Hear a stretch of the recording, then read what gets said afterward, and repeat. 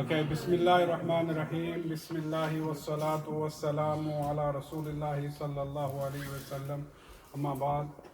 Assalamu alaikum wa rahmatullahi wa barakatuh. Welcome to everybody and a great big thank you. Jazakallah. May Allah reward you immensely for taking part in Masjid Ibrahim's Macmillan Cancer Morning / Afternoon.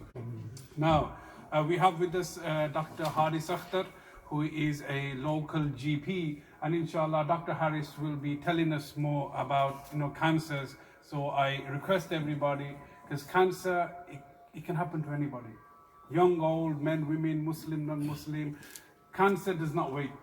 It can happen to anybody, and subhanallah, cancer is such a thing known as the big C, because we don't like saying cancer. Once we hear the word cancer, we get scared, we get anxious.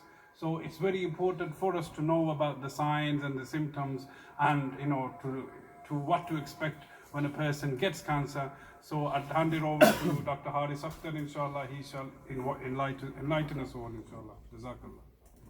Assalamu alaikum wa rahmatullahi wa barakatuh. Thank you for letting me come and have a talk about cancer. And as Maulana was saying, it's a very, very important topic that we discuss, that we talk about. Because essentially cancer is a very scary word. When we hear the word cancer, we really want to avoid the conversation. We don't really want to talk about it too much. It's something that you just want to if you can, ignore for as long as you can. But I think events like this that raise awareness are crucial, because as Maulana was saying, cancer is very, very common.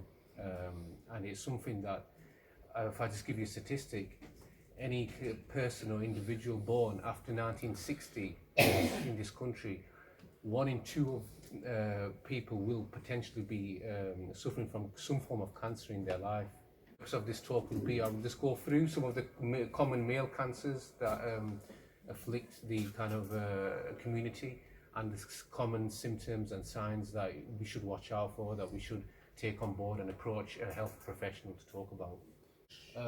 So the purpose of this talk is obviously talk about the 3 most common male cancers, and in chronological order. You have prostate cancer, lung cancer, and bowel cancer. Starting off, prostate cancer. Does anyone know anything about the prostate gland? I'll just quick review about that. It's a small walnut-sized gland that sits under the bladder, and it's quite crucial for normal male function. And what can happen, what does happen in cancer is that the actual gland becomes swollen, becomes quite inflamed and enlarges, and that presses on the bladder, causing a lot of symptoms. So prostate cancer is the most common cancer that affects males in the whole wide world, and in the UK, approximately 130 people will be diagnosed with prostate cancer on a daily basis. So that's obviously a massive number, and every 45 minutes, someone somewhere in the UK will pass away with prostate cancer, common cancer. So then we move on to lung cancer, which is the second most common cancer in males, but it's actually the most common cancer in males that actually kills men. So in terms of mortality, it's the more serious cancer that there is. And that's, again, associated with age. So 4 in 10 cases will be above the age of 70 years of age. And it's 72% cases are actually linked to smoking. And then we come on to bowel cancer, which is the third most common in men. Again, 54% of bowel cancer is preventable. And so the bowel cancer, obviously the bowel is responsible for when you eat something to digest the food, give your body the energy, and it has all the digestive processes, and the exchange of energy occurs in the bowel, stomach.